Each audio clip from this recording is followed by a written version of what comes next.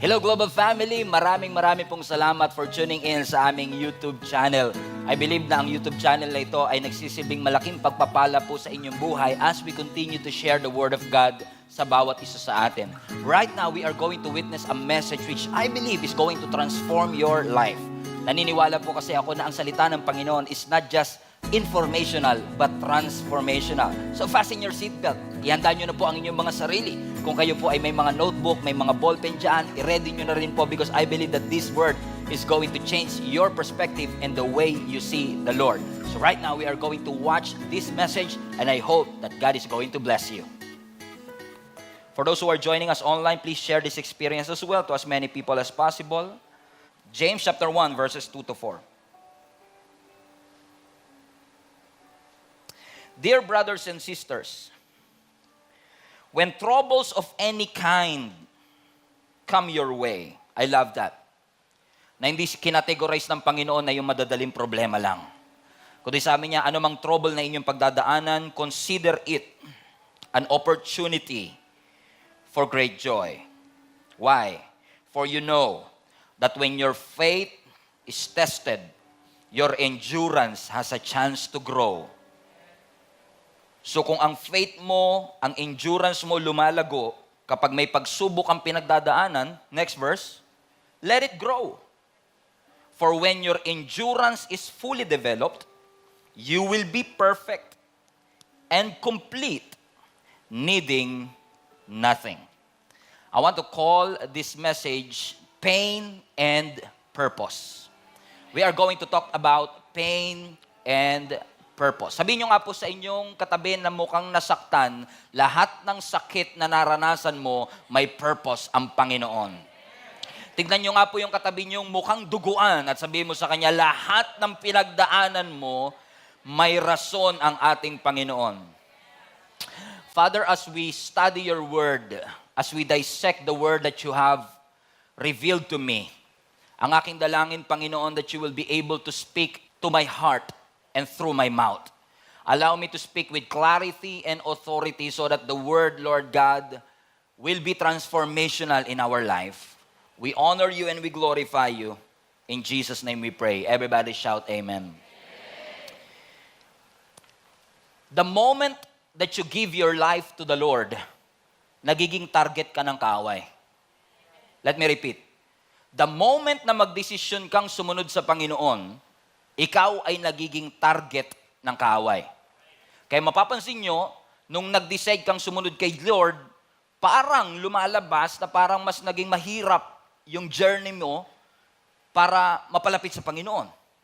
Kasi nung hindi ka pa nagkukumit ng yung sarili, parang walang resistance, parang walang kumukontra sa iyo.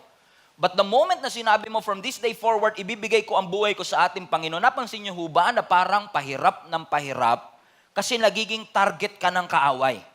Kaya nga sabi rin ng scripture, do not surprise when you encounter trouble. In essence, ang sinasabi, pag walang trouble sa buhay mo, mas dun ka masurpresa. Kasi pag walang resistance, ibig sabihin, kakampi mo yung dyablo. Amen. Kasi kung the moment na ikaw ay nagbibigay at nag-aalay ng buhay mo sa Panginoon, mag-expect ka talaga na may mga trouble na darating sa iyong buhay. Totoo ba mga kapatid? The last time, a few weeks ago when I preached also in this pulpit, mga kapatid, I have reminded you that following Jesus includes blessing. Following Jesus includes miracle. Following Jesus includes breakthrough, but following Jesus also includes pain and suffering. Pag sumunod ka kay Kristo, hindi tayo na-exempt sa mga sakit at mga suffering na ating pinagdadaanan. Kung kaya't patuloy din tayong pinapaalalahanan ng salita ng Panginoon na kahit masakit, kahit mahirap, you have to keep moving forward, you have to keep serving the Lord, you have to keep on praying, you have to keep on moving. Bakit? Kasi merong magandang destiny na ibinigay at hinihanda ang Panginoon sa atin. Magpapatuloy, padayon kahit na hindi madali ang buhay. We will continue and never surrender in spite of the loss. In spite of the criticism, in spite of the challenges and troubles that we face, hinding-hindi tayo susuko. We have to display an overcomer attitude katulad ni David na kahit may Goliath sa ating harapan, hindi tayo nagpapatinag. Kasi alam natin na sa kabila ng matinding pagsubok na aking pinagdadaanan, yung pangako ng Diyos ay aking mararanasan. Napansin niyo ba mga kapatid na especially nung naging Kristiyano ka, nagdo-double time si Satan para i-discourage ka. At ikaw naman nagpa-discourage ka. Ikaw naman sumuko ka na. At sinabi mo, hihinto na ako, hindi na ako magpapatuloy kasi ano pang sense, what's the point of serving the Lord kung hindi naman pala magiging madali at easy ang aking buhay? At gagawin ni Satan ang lahat, I always say this to you, kung hindi ka niya masusuntok at mapapatulog sa isang suntok, gagawin ni Satan ang lahat para pagurin ka, para ikaw na mismo ang sumuko. Ikaw na mismo ang magdesisyon na huminto at sumuko sa iyong buhay. Pero hindi ho ba kayo nagtataka kung bakit parang desperado si Satan na pabagsakin ka at i-discourage ka? Alam mo, the more na nagiging desperado si Satan na i-discourage ka, mas lalo kang magtaka. Bakit? Ano kaya ang nakikita ni Satan sa future mo na pinipigilan kanyang magpatuloy? Kasi minsan hindi natin makita yung future, hindi natin makita yung magandang kinabukasan, we don't see the light in the other side of the tunnel, kaya minsan madali sa ating sumuko. Pero maaaring may nakikita si Satanas sa future natin, may nakikita siyang potensyal na meron sa buhay mo at may nakikita siyang potensyal sa puso mo na sinasabi ni Satan, kailangan pigilan natin tong si Ruben kasi pag hindi to huminto, magagamit na ng Panginoon to advance God's kingdom. Kaya huwag kang magtataka kung may mga pagsubok na darating sa buhay mo at i-discourage ka ni Satanas kasi meron marahil siyang nakikita na hindi mo nakikita. Even our Lord Jesus Christ have endured sufferings and pain. Do you remember in Luke chapter 22 kung saan ang ating Panginoong Yesus ay nasa Garden of Gethsemane before He was arrested? By the way, anytime gusto niyo mag-amen o mag-nod, amen lang kayo anytime. Libre po yan, walang bayad. Nasabi ng scripture, nung si Jesus ay nananalangin sa atin, ang sabi niya sa Ama, Father, if it is your will, take this cup, take this sorrow away from me. Kumbaga, just by the thought of the sufferings that Jesus is about to go through, Jesus knows He will be humiliated. Alam ni Jesus, duduraan siya. Alam ni Jesus, bubugbugin siya. At yung thought pa lang ng pagdadaanan niya, sabi niya, Lord, Father, please take this cup away from me. Take this sorrow away from me. But nevertheless, ang sabi niya, not my will, but yours be done. Sumuko po ba ang ating Panginoong Yesus? No. Kahit alam niyang aarestuin siya, kahit alam niyang ipapahiya siya, kahit alam niyang papatayin siya, ang sabi niya, Lord, hindi kalooban ko, hindi convenience ko, Ama, kundi yung kalooban mo ang mangyari sa buhay ko. Bakit mga kapatid, kapag mas matindi ang purpose mo, mas matindi ang pagdadaanan mo. Let me repeat para sa mga hindi narinig. Kapag matindi ang purpose mo, matindi ang pagdadaanan mo. Kapag maganda ang destiny na inilagay ng Lord sa buhay mo, mag-expect ka na matindi rin ang pagdadaanan mo. Alam niyo, hindi aksidente na si Jesus Christ, nung before siya inaresto, ay nasa Garden of Gethsemane. Everybody say Gethsemane. Ang daming garden, pero ba sa Gethsemane? Because Gethsemane means oil press. Everybody say oil press. Sa Gethsemane kasi doon tumutubo yung maraming olive tree na nagpo-produce ng olive fruit, na nagpo-produce ng olive oil.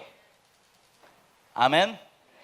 So, sa dami-dami ng garden, sa Gethsemane talaga, ang ibig sabihin ay olive press. Kasi maraming olives na nagbibigay ng maraming olive fruit na kapag piniga mo, magpo-produce ng olive oil. Ibig sabihin, yung oil lumalabas lang kapag piniga. So kapag may crushing, dun nakikita yung benefits. And Jesus, in essence, was in the spiritual realm, was in essence being crushed. Kaya sabi niya, Lord, take this cup away from me. In the Garden of Gethsemane, I believe to remind all of you that if you want the benefit, sometimes you have to be crushed. Mapipiga ka talaga. Naalala niyo si Apostle Paul na minsan sinabi niya, we are being pressed, oil pressed. We are being pressed on every side. Naranasan niyo po ba yun mga kapatid? Okay lang may problema, wag lang sabay-sabay.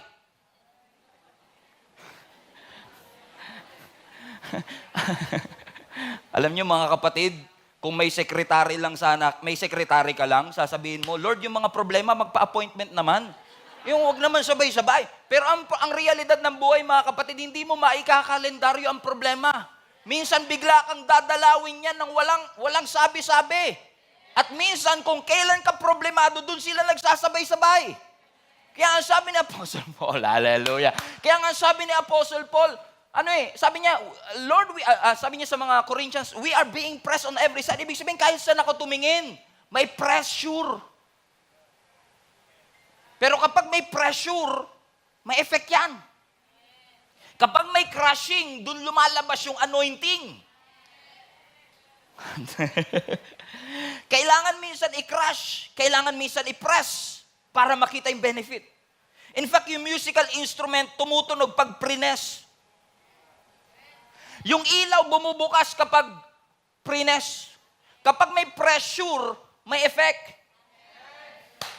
Hallelujah. Hindi kaya hindi effective ang buhay mo kasi iniiwasan mo yung pressure? Kasi kung may choice naman, ba't kailangan ko pagdaanan? Ayoko niyan, pastor. Ang hirap kayong masaktan. Iiyak ka, wala kang luha, sisigaw ka, wala kang boses. Pag tinatanong ka, kamusta ka na, okay naman ako. I'm strong. Pero kung gusto mo ng effect, minsan talaga may pressure. Kung gusto mo ng tunog, kailangan i-press. Minsan may pressure. Para lumabas yung anointing, kailangan may crushing. So ibig sabihin, every time you're being crushed, deliverance is flowing. Every time you're being crushed, something happens in your life. Kaya imbis na iwasan siya, ang tinuturo ng Panginoon sa atin sa simbahang ito, imbis na ipanalangin natin, Lord, iiwas mo lahat ng pagsubok. Sabihin mo na lang, Lord, kung dadaan yung pagsubok, palakasin mo na lang ako. Bakit? Hindi aksidente na inaatake ka ni Satanas. Intentional siyang ikaw talaga atakihin. Hindi niya inaatake yung kakampi niya. So Satan is not attacking you by surprise. He is literally and intentionally coming against you and putting pressures on your life. Na minsan ikaw, sabi mo, Lord, ayoko ng pressure sa buhay. But sometimes, in order for you to grow, kailangan talaga may pressure.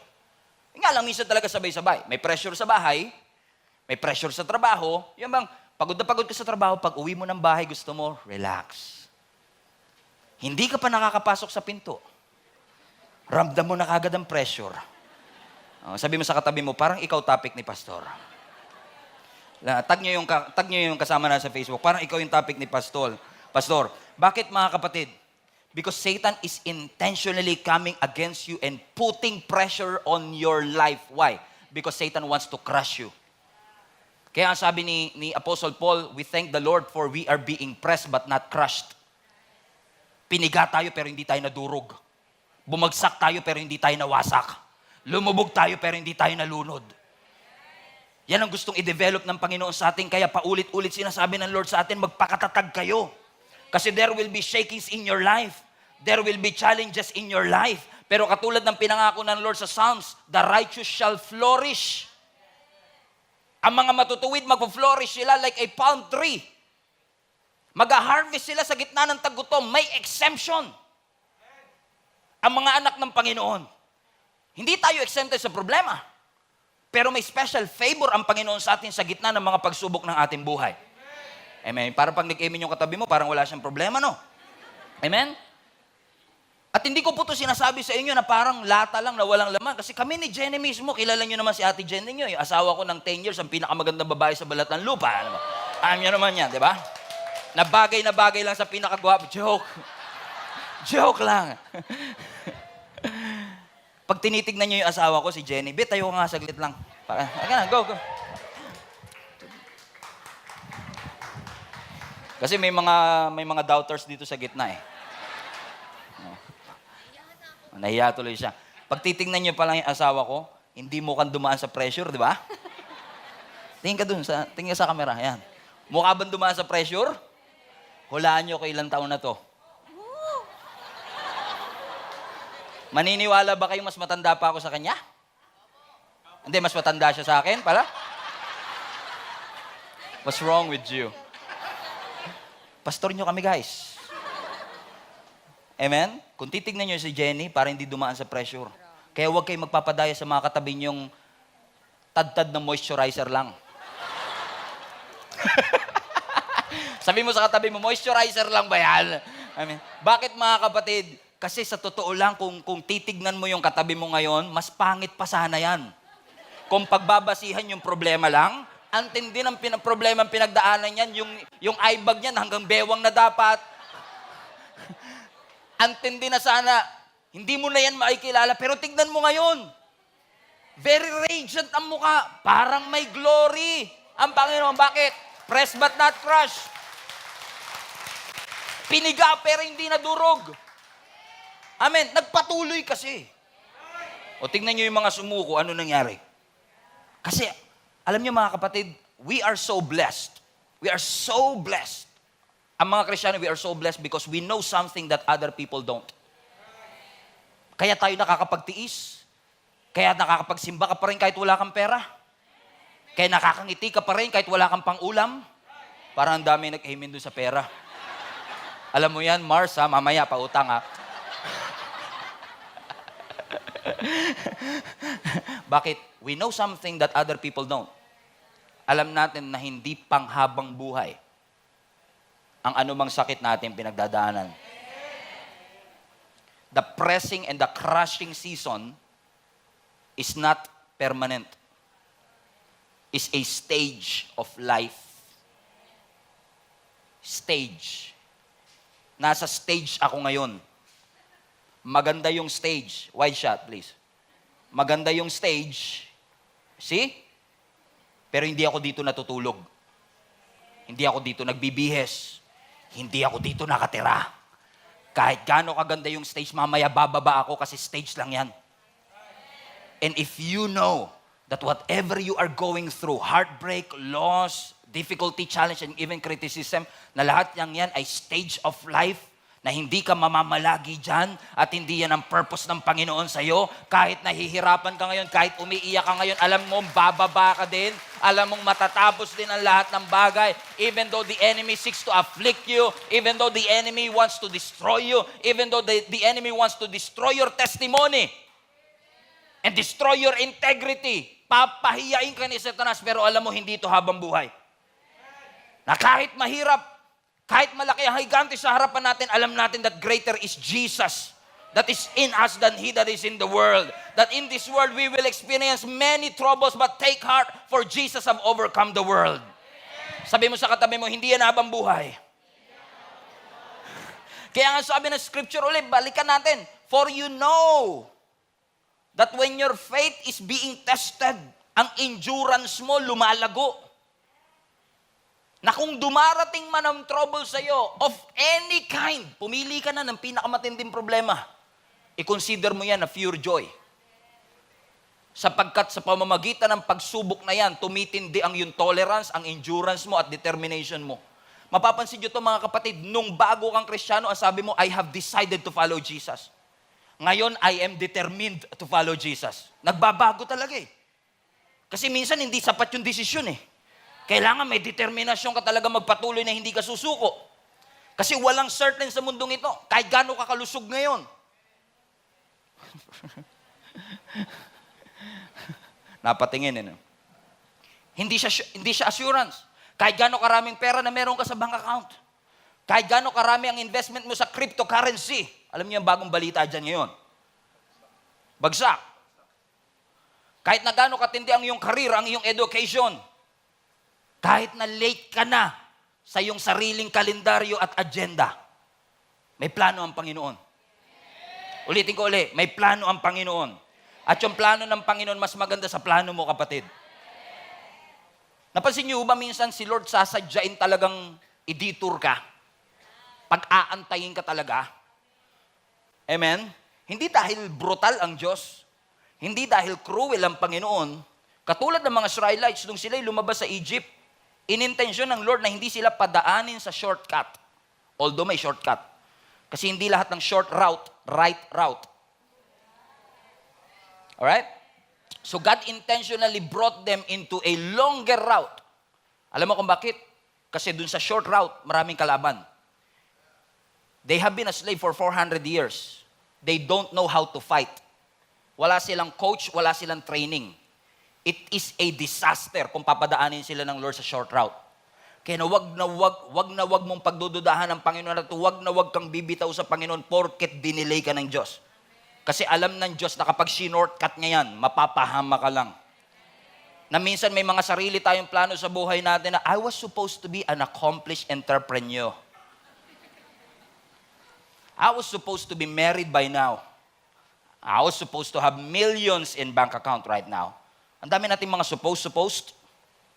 I was supposed to have this. I was supposed to be enjoying the fruits of my labor. I should be in the promised land. And to your surprise, nasaan ka? Wilderness. Pero hindi ibig sabihin, walang malasakit at pakialam ang Panginoon sa'yo. Ibig lang sabihin yan, may nakikita ang Diyos sa future mo na hindi mo nakikita. Because the Lord, sometimes kapag nanalangin ka, Lord, kailangan pa ba talaga to? Kailangan ba paabuti pa ng 35? Alam mo, Lord, nung high school ako, daming nanliligaw sa akin. Crush ng bayan, me. Lord, ngayon naman. Parang iniiwasan ako ng bayan. Katulad ng mga Israelites, no? Nasa wilderness sila. Watch this. They were delayed for decades. Kung wala silang tiwala sa Panginoon, nagkalas-kalas na sila eh. Salamat sa leadership, salamat sa pangako ng Panginoon, at salamat may plano ang Panginoon sa kanila. Kaya kapag na-delayed ka, kapatid, halimbawa kung, lalo ngayon, no, especially, naalala ko, more than a week ago, papunta kaming Bacolod, and supposedly flight namin ay 7, na-move kami ng 9 because of the unforeseen circumstances. Ang sabi ko lang kay Jenny, okay lang yan. Kasi kung sinadya ng Lord na i-delay tayo, malamang may layunin ng Panginoon kung bakit. Kung ganun ang mindset mo, hindi ka magagalit eh. Di ba? Kailangan lang i-train mo yung isip mo. Kung na-delayed ka, kung hindi siya dumating sa panahon na inaakala mo, sa panahon na ipinapanalangin mo, Lord, sigurado may plano ka. Because delay is not denial. Hindi porket dinelay ka ng Panginoon, hindi niya na magagamit at hindi niya na ibibigay sa iyo yun. You just have to trust the Lord. Na kung may mga delay na dulot ng trials, kasi ang trials inevitable, FYI lang, hindi mo maiiwasan. Amen. Amen. Ang mga difficult moments, hindi mo maiiwasan. And life can be brutal sometimes. But it doesn't mean na kinalimutan ka na ng Panginoon. Look at this verse in 2 Corinthians chapter 4, verse 1. Just to put this in context, ang mga disciples at that point is in constant pressure. Life and death situation. Sabi ni Apostle Paul, 2 Corinthians 4, since God has so generously let us in on what He is doing, salamat sa Lord, inalaw niya tayong gawin ang pinapagawa ng Panginoon, we're not about to throw up our hands. Hindi tayo susuko. And walk off the job. Hindi tayo basta hihinto na lang at tatakas just because we run into occasional hard times. Look at this mindset. Look at this mindset. Ang sinasabi ni Apostle Paul, alam ko may hirap tayong nararanasan, alam ko may mga pagsubok tayong nararanasan, alam ko may mga taong hindi agree sa atin at gumagawa ng kwento patungkol sa atin kasi gusto nila tayong patayin. In fact, sa mga early church, meron pang mga taong kaaway ni Apostle Paul na nagko-commit hanggat hindi namamatay sa Apostle Paul, hindi kami kakain. Ganon sila katindi, ka-determined na papatay si Apostle Paul. Pero ano sabi ni Apostle Paul? Huwag kayong susuko porket dumaraan tayo sa occasional hard times. Hindi natin tatakasan ng pagtawag ng Panginoon kasi privilege nga to in the first place. Porke ba, akala ba natin, in essence, sinasabi ni Apostle Paul, akala ba natin pag naglingkod tayo sa Panginoon, worry-free? Akala ba natin pag naging Christian tayo at naging follower tayo ni Jesus Christ at sinishare natin ang gospel, wala na tayong pagsubok na pagdadaanan? Meron. Pero hindi porket dumadaan tayo sa occasional problem, I love his mindset.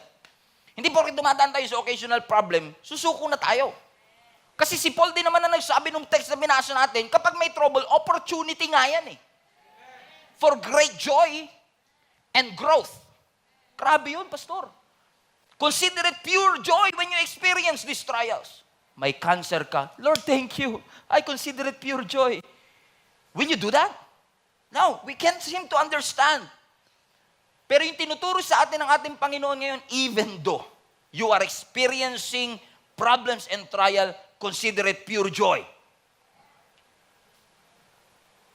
Kasi kung gusto ka talagang gawin ng Lord na fireproof, talagang idadaan ka niya sa apoy. And that is inevitable. Masasaktan ka talaga. And to be honest with you, I used to believe na lahat ng tao ayaw ng pain. Ayaw niyo ba ng pain? Come on, somebody. Ayaw niyo po ba ng pain? Mahal niyo pa rin naman ako, di ba? Pero sasabihin ko sa inyo ang totoo, hindi kayo nagsasabi ng totoo. Hindi lahat ng tao ayaw ng pain. Gusto mo ng pain. Basta may purpose.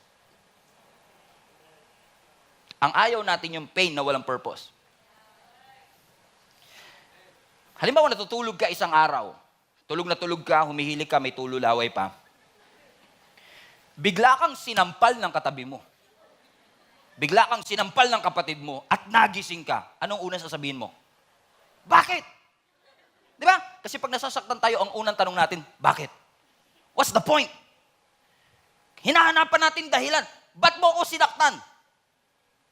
Because sometimes kapag nasasaktan tayo, ang unang tanong kaagad natin, why? Tama? At yung sagot niya dun sa why mo, ang magdidetermine kung magagalit ka ba o hindi.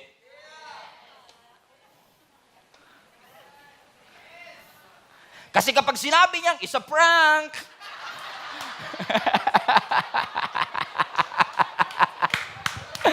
o sige, it's a prank pala, next time, lagari kita dyan eh.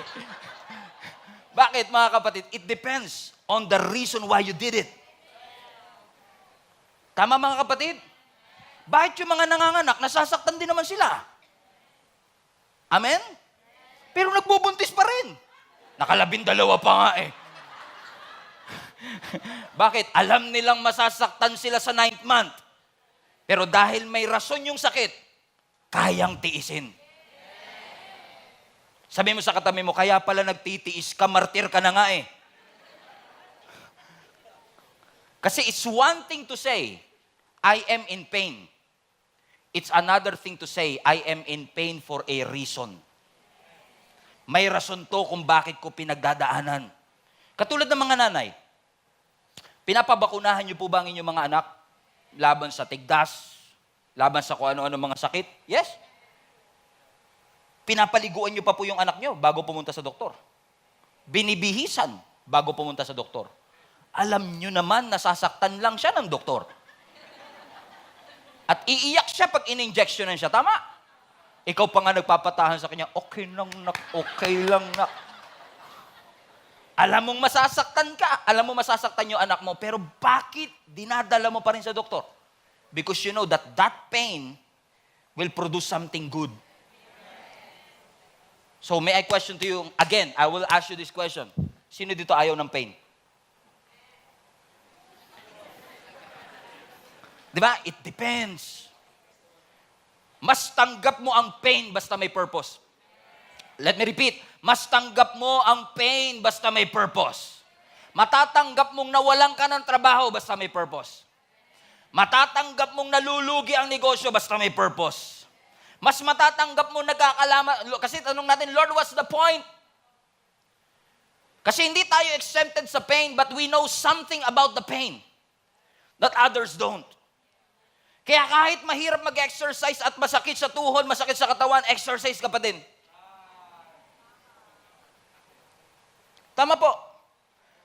Nagkakasundo po ba kayo ng mga magkakabarkada na, bukas jogging tayo. Alas 4 ng umaga, nandun na tayo sa Roas Boulevard, jogging tayo. Ba't natatawa kayo? Alam nyo na kasi mangyayari, di ba? 8 o'clock in the morning, tulog pa lahat.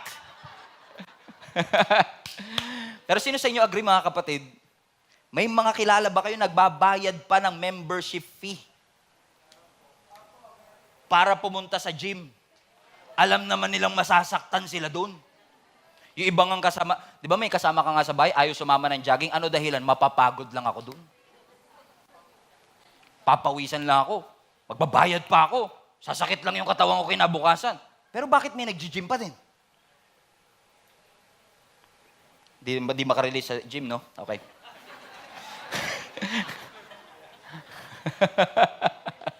O sino to? May kakilala kayo nagsabi, sa 2023, diet na ako. Yan. Okay, sa 2023, diet na ako. Okay, may kilala kayo? O ikaw mismo to, no? Kay tahimik ka. Okay, sa 2023, diet na ako. Tapos, sabi mo, hindi ako kakain ng dinner na. Ang ano na lang ako, after 6, okay, ganito lang. IF ako, intermission fasting. Magsasayaw ka habang fasting. Intermission, di alam. Intermittent fasting, di ako kakain ng dinner kasi, because alas 8 na ng gabi, no? Kumakalam na yung sikmura mo, sumasakit na yung tiyan mo. May load pa ba yung Grab ko? Pero bakit meron kayang tiisin? Kaya mo tiisin because you know that it will produce something good. So the painful experience in your life will remain painful unless you understand na may purpose ang Panginoon sa iyong buhay. Kasi kung alam mo na may satisfaction, alam mo na may reward, alam mo na may accomplishment, titiisin mo. Kasi alam mong hindi ka pinapahirapan ng Panginoon na wala siyang dahilan. Listen to me mga kapatid, God will never waste your pain. He will never do that. Yung mga sakit na naranasan mo at dinaranas mo pa ngayon, hindi sasayangin niya ng Panginoon. Kaya wag na wag kang bibitaw at wag na wag po kayong susuko. Kasi may layunin ng Panginoon. In fact, Apostle Paul have said that again. 2 Corinthians chapter 4, verse 16. So, we're not giving up. Sabi mo nga sa katabi mo, we're not gonna give up. Nothing gonna stop us now. And if this world... So we're not giving up. Sabi ni Apostle Paul, look at this. How could we? How could we give up? Even though on the outside, it often looks like things are falling apart on us. On the inside, where God is making a new life, not a day goes by without His unfolding grace. Next verse. These hard times are small potatoes compared to the coming good times. Message translation. The lavish celebration prepared for us. Whoa! Mga maliliit na, patatas lang yan, ang sinasabi ni Apostle Paul. Lahat ng ating pinagdadaanan, kung ikukumpara mo sa destination natin, walang-wala yan. Tiisin mo, maganda yung view sa taas. Grabe makapag-encourage yung kasama mo, no? Hirap na ako, sakit na ng tuhod ko, sakit na ng katawan ko, maganda view sa taas.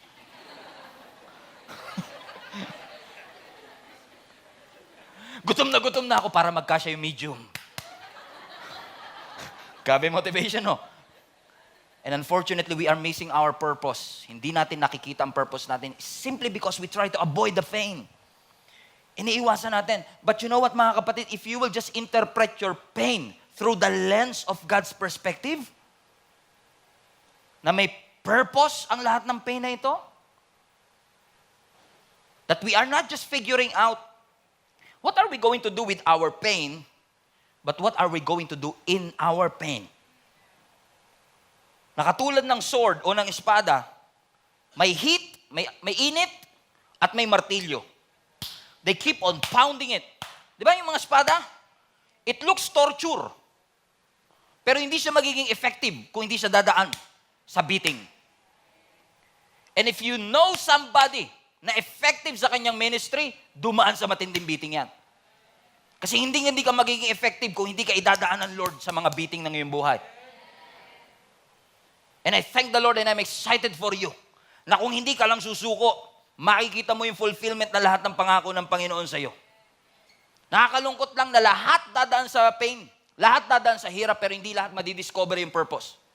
Kaya natin ito tinuturo kasi I want you to discover and I want you to be reminded, may rason po ang Panginoon kung bakit inaalaw niya na dumaan ka sa pagkawalan ng pera, pagkalugi ng negosyo, pagkawalan ng trabaho, pagkakasakit ng mga anak, paghihirap ng buhay, because God wants you to be stronger than ever. Palakasin ka para sa next season ng iyong buhay. And I'm not trying to be the smartest people here. Kasi pwedeng sinasabi mo, anong karapatan mo magsalita dyan? Preacher boy. Bata ka pa. Hindi mo alam yung hirap na pinagdaanan namin.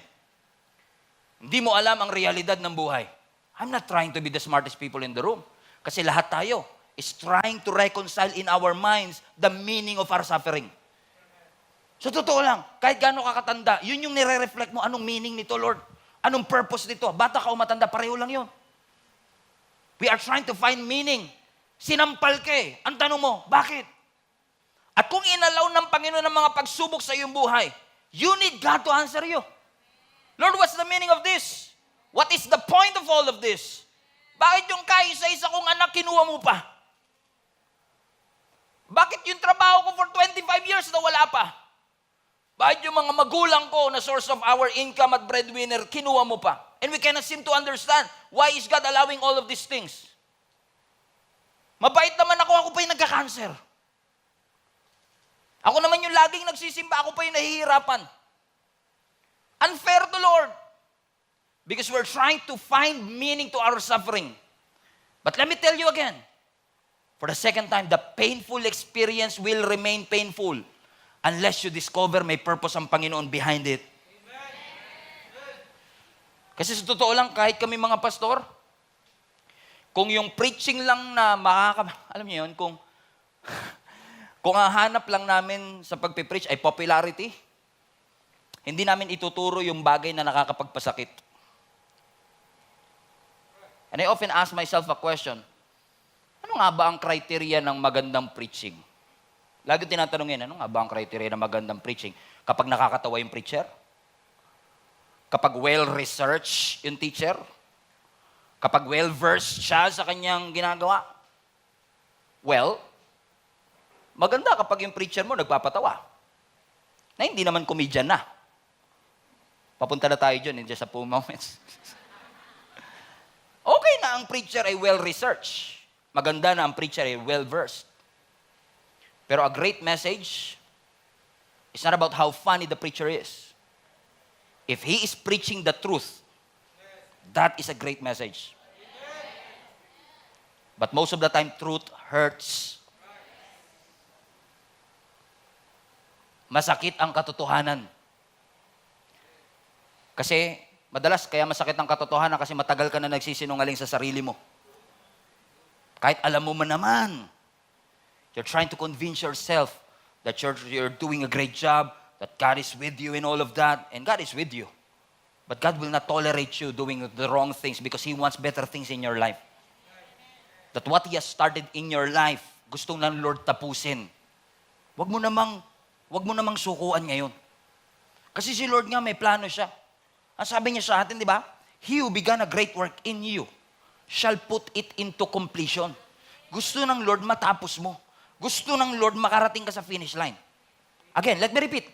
Hindi nakarating sa finish line, pero stressed out finished. Hindi survived finish. Hindi yung nakasurvive lang pero pagod. Kundi natapos mo at alam mong kasama mo ang Panginoon, meron kang joy at meron kang peace.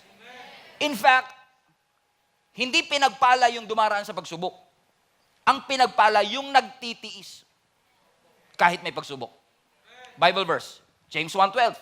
Blessed is the man who perseveres under trial. Because when he stood the test, tingnan nyo, kapag napagtagumpay, ibig sabihin, kapag natiis niya, kapag na-survive niya, everybody read this, he will receive the crown of life that God has promised to those who love Him. May pangako eh. May corona.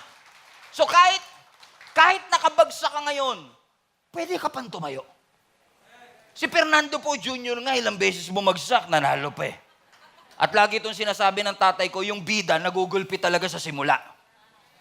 Pero kaya siya bida, tumatayo siya. Naalala niyo si Fernando po, nakadapa na yung ganyan, di ba? Wala, napatay na. Dati pa naman, nung panahon noon, pag namatay si Fernando po, may nagpapatayan din sa labas. Hindi nila matanggap na namatay si FEJ. Hindi ko alam kung naabutan niyo yung era na yon. Talagang mga tao, love na love si FEJ, hindi siya pwedeng mamatay sa pelikula.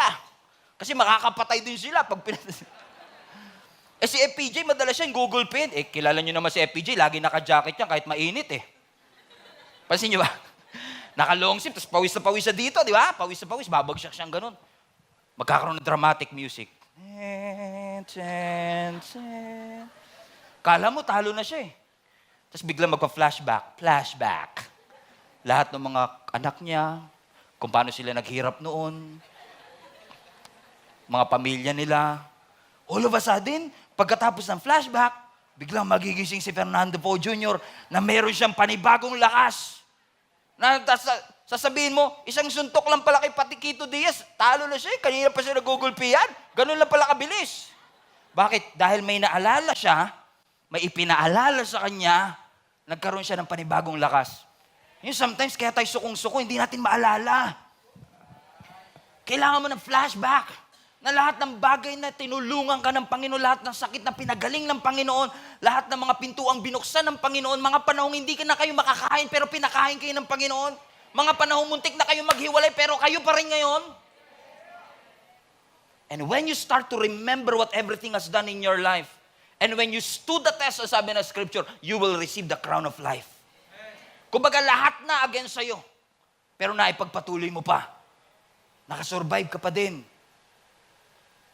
At huwag na huwag mong uhusgahan ang buhay mo base sa season na meron ka ngayon. And I will call the worship team right now to help me out in this. There is a story in the Scripture, and I will close with this, Genesis 35. This is about the story of Jacob and Rachel. Love story nilang dalawa. Actually, kung hindi nyo pa nabasa yung love story ni Jacob, Rachel, yung love triangle nila ni Leah, yung love triangle na tatlo, I recommend you to read this. It's a beautiful story. Alam natin mga kapatid na si Jacob ay napang-asawa si Rachel at si Rachel ay nagkaroon ng anak. In spite na nung una siya ay baog. At ang kanyang napanganak, isa sa mga naging anak ni Jacob kay Rachel ay yung pinakabunso, si Benjamin. Pero there is something that happened nung pinapanganak si Benjamin that I want to show you because we are doing this a lot. Look at this. Ang sabi ng verse 16. Are you here? Leaving Bethel, Jacob and his clan moved towards Ephrath. But Rachel went into labor while they were still some distance away. Watch this. Her labor pains were intense. So nung pinapanganak niya yung kanyang bunsong anak, ang tindi nung kanyang nararamdamang sakit. Verse 17. After a very hard delivery, the midwife finally exclaimed, "Don't be afraid. You have another son." Verse 18. Rachel was about to die, but with her last breath, by the way, si Rachel namatay at this point. With her last breath, pinangalanan niya yung anak niya bago siya mamatay. Benoni! Nang ibig sabihin, son of sorrow. But the baby's father, however, called him Benjamin, which means son of the right hand. So, context. Nanganganak si Rachel, sobrang hirap ng kanyang pain, ang naipangalan niya sa anak niya, Benoni. Nang ibig sabihin, anak sa hirap. Imagine niyo, mamamatay na lang siya, anak sa hirap! Yung pangalan mo. Pero buti nandun si Jacob. Vinito niya kagad, no. Hindi siya Benoni. Alam kong nahirapan ka. Pero hindi mo siya pwedeng pangalan ng anak sa hirap. Kasi madalas tayo, pinapangalanan natin yung ating buhay at nagko-conclude tayo sa buhay natin based on our present circumstance. Hindi porket nahirapan ka sa isang season, hirap ang buhay. Kaya sabi niya, no, hindi Benoni. Ang pangalan mo sa kanya, Benjamin. Everybody say Benjamin. Ano ibig sabihin? Son of the right hand. Kasi si Rachel, pinangalanan niya yung kanyang anak in the season of her pain. In the season of her suffering. And sometimes people will name names on you based on your present circumstances. Na dahil bumagsak ka noon, ang tawag sa iyo, bobo. Na dahil nahirapan kayo noon, ang tawag sa inyo, mahirap. Na dahil may sakit kayo noon, ang tawag sa iyo, mahirap. Pero do not allow anybody to name names on you based on your present circumstance. Hindi porket bumagsak ka, bobo ka na. Gawain ni Satan yan. That Satan will name you based on your struggle. Satan will name you based on your sin. Satan will name you based on the opinion of other people and based on your history. Pero hindi porket mahirap ang season na ito, magiging mahirap ka na forever. In fact, even Jesus, ang ibig sabihin, Savior. Nung ipinarenoffis na yung panganganak ni Jesus kay Mary, ang sabi niya, you would call him Jesus because he's going to save the world. Yeshua, Yesu, Joshua, pangalan mo sa kanya Jesus because he's going to be the Savior of the world. Question, nung pinanganak si Jesus, dahil siya ang Savior of the world, ano yung na-expect nyo? Dapat may armor siya. Dapat may espada siya. Asan ang palasyo niya kung siya talaga ang King of Kings? Asan ang kanyang trono kung saan siya talaga ang King of Kings? Kung papangalanan lang si Jesus based on that season, hindi siya karapat-dapat tawaging Jesus. And I say that with all humility. But Jesus was named not based on his present condition or based on his history. Jesus was named based on his destiny. Hindi ko makita ngayon, pero alam kong this baby will be the Savior of the world. So I'm not naming him based on his history. I'm naming him based on his destiny. And sometimes you are always frustrated, madalas kang disappointed, madalas kang malungkot kasi tinawag ka nila ng iba't ibang mga pangalan based on what you are going through right now. But this is a good news for each and every one of us. Do not allow somebody to name you based on your present circumstances. Katulad ni Jacob, Israel, pwede mong i-veto yan. No! Hindi siya son of sorrow. Siya ay son of the right hand. Bakit? Mahirap ngayon, pero hindi ibig sabihin habang buhay yan. Romans 8:18, I consider that our present suffering are not worth comparing with the glory that will be revealed in us. Kung ang huhusgahan mo lang ay yung present suffering, susuko ka na. Kung ang paghuhusgahan mo lang yung present circumstance, marami kang ipapangalan sa iyong sarili. Katulad ko, pinangalan ng alien, mongoloid, pamilya ng mga sore eyes, sinabihang walang mararating, walang talent, tamad, walang future. Pero maraming salamat sa Panginoon. Stephen, amen, is called, kahit na sinabihan nila ng mali noon, kahit hindi pinaniwalaan noon, salamat sa Lord, meron siya magandang destiny na ibinigay sa bawat isa. At alam kong ganun din sa iyo. May purpose ang Panginoon sa iyo. Gagawin ni Satan ang lahat para sumuko ka. Gagawin ang lahat ni Satan para makrush ka. Gagawin ni Satan ang lahat to break you. Pero God allowed you to go through that. Listen to me. God allowed you to go through that not to break you, but to make you flexible. To make you flexible. So that whatever pain that you will go through in the next season of your life, lagi mong papaalala sa iyong sarili, hindi na susurpresa ang Diyos sa lahat ng pinagdadaanan ko. At kapag nahihirapan ako, sasabihin ng Lord, oops, sorry. No, God is not surprised with what you are going through right now. In fact, every trial that you faced, every challenges that you faced, every problems that you have encountered is a setup for growth. Is a setup for promotion. I live in this world long enough to realize na maraming promotion nakapackage sa pain. So it's your choice. I believe with all my heart that pain will make you better, not bitter. Pain will bring you closer, not further away from the Lord. God will bring you higher, not lower. God will make you stronger, not weaker, when you encounter various problems. Because God Himself said in His Word, weeping may endure for a night, but joy comes in the morning. The Lord is my light and my salvation. Whom shall I fear? The Lord is my shepherd, I shall not want. When I walk through the valley of the shadow of death, I should not be afraid, for God is with me. Blessings and mercy shall follow me all the days of my life, and I shall dwell in the house of the Lord forever. The Lord is my refuge and my strength, the very present help in times of trouble. So friends and family, I don't know about you, I love our worship team, I love our worship leaders, but to be honest with you, I don't need a worship leader to encourage me to thank the Lord. Sa totoo lang, because just thinking about the great things that God has done in my life, kahit walang worship leader, I'm gonna thank God for everything that He has done. Hindi ko kailangan ng bagong kotse para magpasalamat sa Panginoon. Hindi ko kailangan ng magarang bahay para magpasalamat sa Panginoon. Hindi ko kailangan ng milyon sa bank account para magpasalamat sa Panginoon, because even the breath that I breathe is already a blessing that comes from the Lord.